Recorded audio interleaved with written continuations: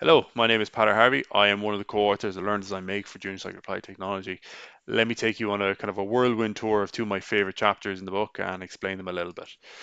So the first one there is Unit 3, which is Basic Electronics, and basically we teach them the basic electronics that are required, and then they kind of covered electronics for Units 4 and Units 5 also. The second chapter is, our Control System chapter is Unit 6, and that's Electronics Continued, and they learn then the electronics required for Mechanisms 1 and 2 at the same time. And then also, I suppose, crucially, they'll be creating the types of control systems that are required also for their junior cycle coursework. And we kind of link back to these chapters when we do our coursework chapter to show the students that all the electronics that are required to complete their coursework are in the book, and this is how they're going to complete that task. We also have control systems 3 and 4, which are more advanced control systems. They come in unit 9 and 10. So here's the example of the Electronics One project. It's two design briefs. One is around your favorite business, which this is a nice example of here. So it's a tractor business and they can spin the wheel and there's a little beacon on top.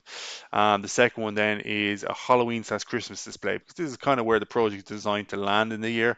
We have backboards for that if you require that, but it is a design project, so the kids can also design their own if you want to do that. Second one there for Electronics 2 is a sweet dispenser. When they put their hand in underneath, there's a sensor there that clicks in, turns on the motor, which turns a little mechanism, and it dispenses a sweet through the jar.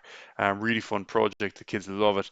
And I suppose that can also be configured as a nail dryer that might interest some students a little bit more. All of our projects are completed or are mapped out in Tinkercad, and they're all available to you to get explore however you want to use them in class. And it's really, really useful. You can simulate everything and make everything run, and the kids can make all the LEDs blow up. Um, with all of our control systems, we also have a kind of an option with it. So you can see here, option one is an LDR presence circuit with a MOSFET, and that's on page 120 in this unit. It's explained in full on page 120 for the students if they want to go through it.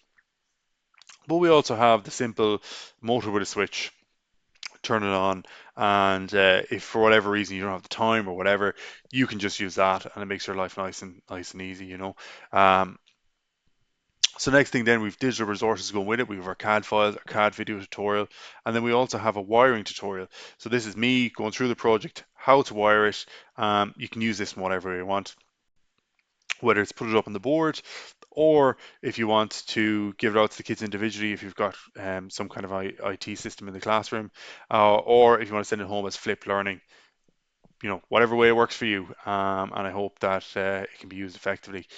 Um, so I hope that was a good explainer of that.